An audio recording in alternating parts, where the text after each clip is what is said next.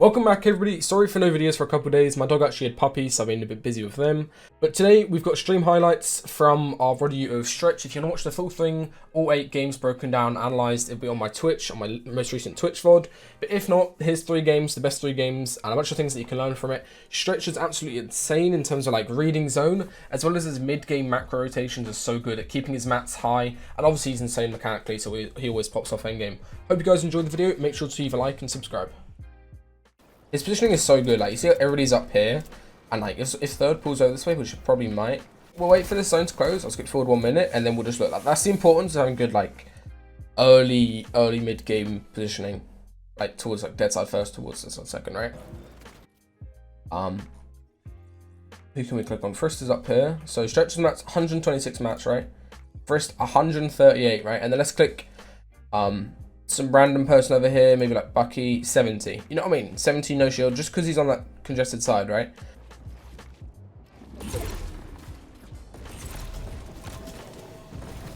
Yeah, that's nice. If you have such good movement, like, there's no need to risk anything by trying to recycle. A lot of people make a mistake when they try to recycle, and it just puts them in a bad spot.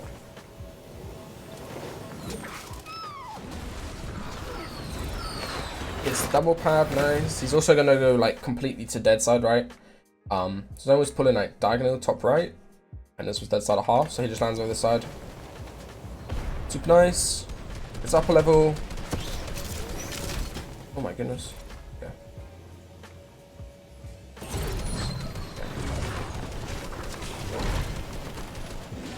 He gets up 2 levels here. He sets up this crash pad again. This is so nice. You need to start doing that if you don't already do it. Double crash pad to get properly in first moving. Like, look at his mat still, bro. That's crazy. Like, obviously, lost a lot of shield there because he got dinked, but like those rotates are so free, and he gets so much further as well. And he's on a really good level here.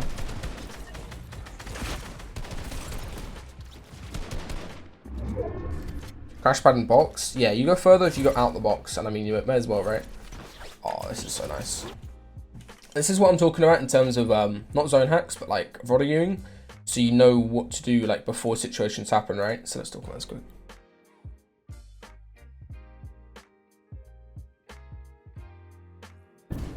So he gets way deeper here. You see how much deeper he is than everybody else. Like he's literally the furthest north name, and someone's pulling from south. And then such good mats still.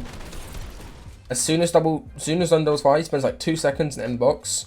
So he's not looking for a fight. He doesn't really need it. I mean, maybe you could say, oh, he needs a kill for ammo, right? But a kill doesn't mean that much compared to getting top 5, right?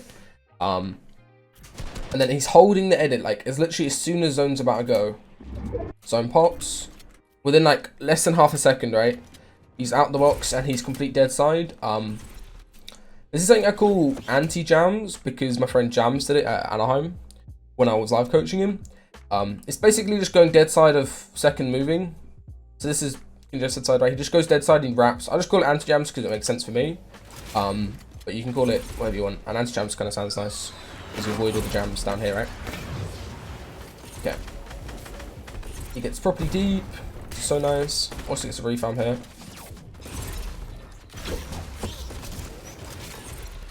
Oh, there's our assault. Okay.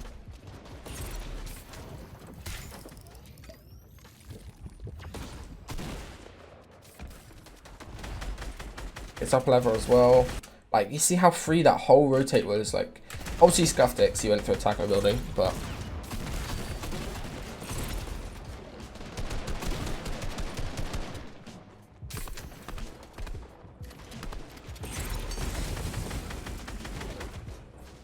I don't like how he's not covered off spark. I feel like that could get him killed if somebody just wanted a refresh really bad, right? Now he needs a refresh. He doesn't though, does he? Because he's still got 30 builds. I guarantee that's more than a lot of people. And he's got a crash pad, so he may as well just wait for zone. Okay, nice. Zone plays towards him. Now he can look for like a hold kill here. Because we're having no AR ammo, but scuffed.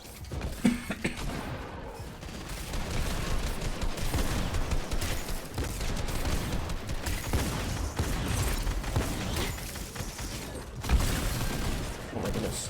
Battle over. Oh. That was very scuffed. It's a good late crash pad though, it's still very free, right? Nobody's really looking at him. So away with it, he hugs complete front side here, this is super nice.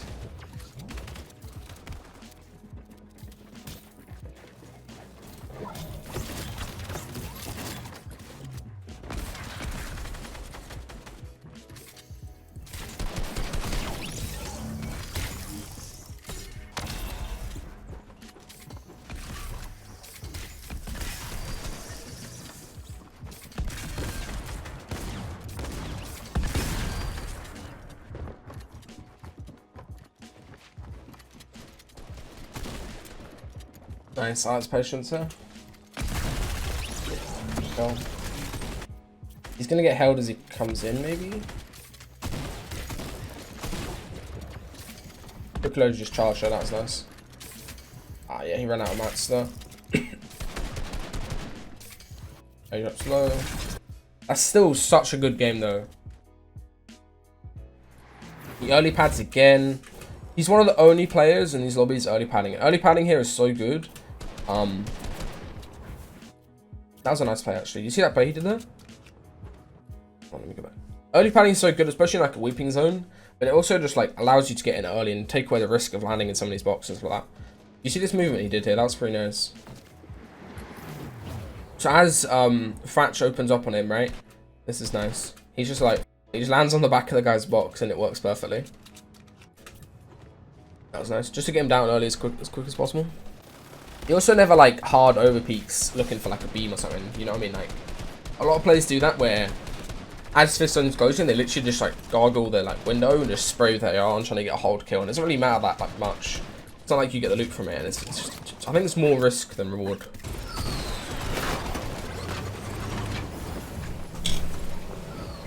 Okay. This is calm. He just uses early pad. Gets away from this guy. Sees him spraying. It's just because the guy's in wood and he's boxed in wood that Stretch just takes like an educated guess. Oh, he's probably shambles, right? And he is shambles. He gets the kill though, but he doesn't get any mats of it. So the guy's just 100% shambles. That's just one of those like instinctive plays you gotta make, I guess. That's really nice. He doesn't jump down into a sketchy situation. Again, he's just playing his life. He pads, nice. Good flight path, right? Over the water. Okay, Stretch again. Man, his rotates like second moving is so good. Like his positioning here is nuts compared to everybody else. Obviously, he had like a couple of pads which allowed him to do it, right?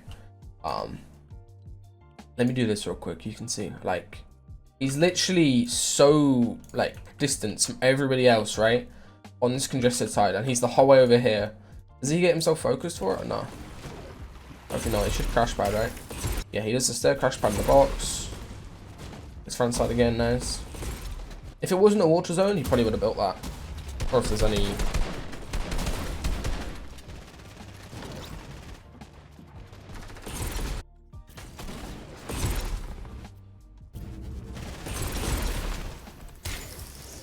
Okay, that's nice.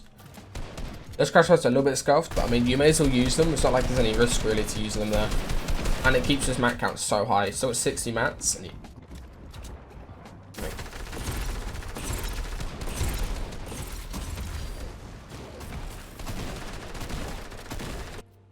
again, here he gets way deeper than everybody else on this zone.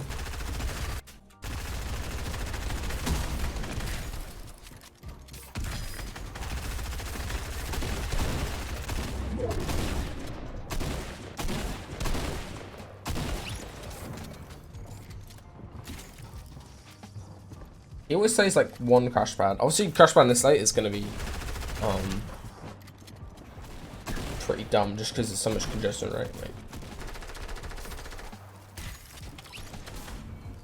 Good at saving mats, yeah. I think that's the one thing Dubs could do a lot better is just saving all his mats. Like,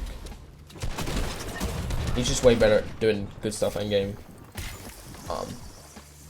He does go for a lot of mats.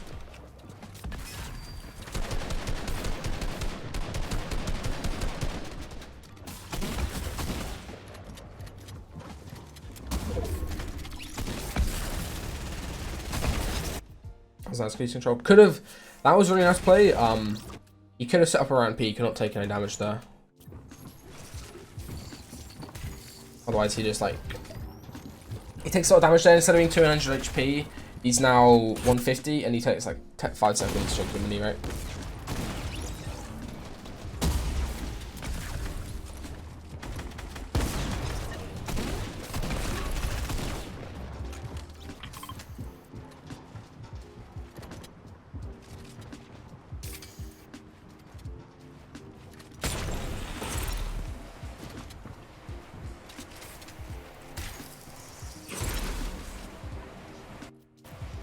got scuffed. Would that have worked to take height? Possibly, right? Ah. Well played by Priest. That was nice. It's a nice wide rotate, bro. His even on a max pull, right? His mid game is still really clean. Like, I'm gonna skip to about here. Even though that's a very max distance zone, he's still above 100 builds. Like, that's nuts. Oh yeah, he kills Kaz on his rotate, right? He just psychos him. I like this. I think at this point the tourney was still up. Like, Dubs was at. Let's see Dubs points real quick.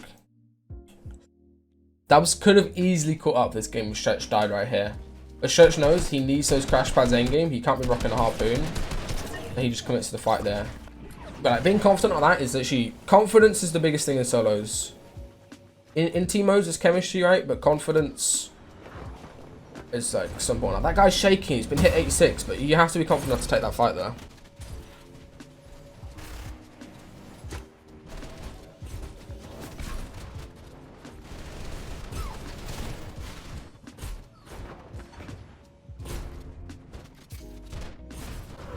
Nice, he goes completely front side here.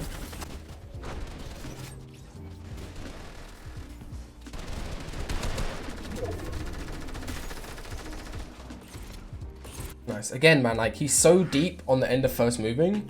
As soon as zone doubles, he just gets insta front side.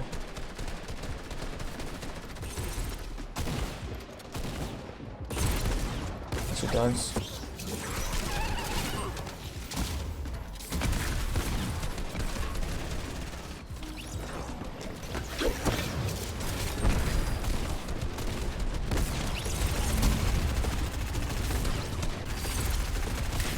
Ooh, grass back there.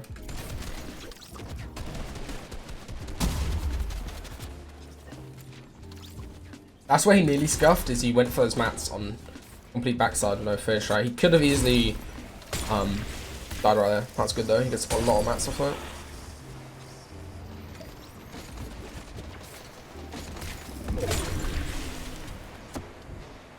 Nice.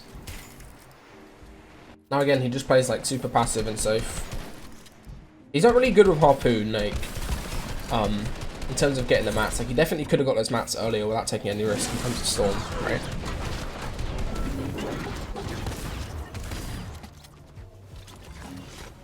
Let's go. Nice height take, man. His height awareness is so good as well. His 2 games where he's had height were like just really good height awareness in terms of looking for it when he needed to, right?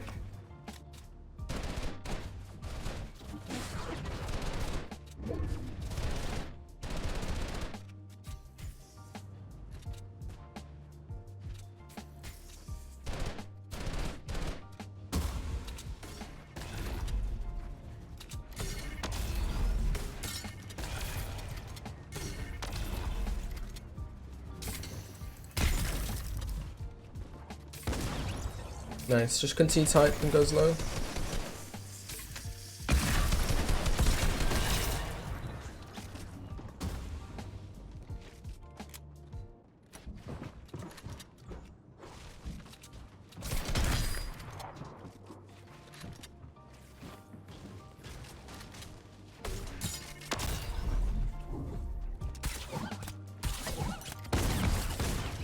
That's all for this video. Hope you guys can learn a couple new things, like what made Stretch so consistent yesterday in the Dreamhack finals. Hopefully you can apply some things to your solo gameplay as well.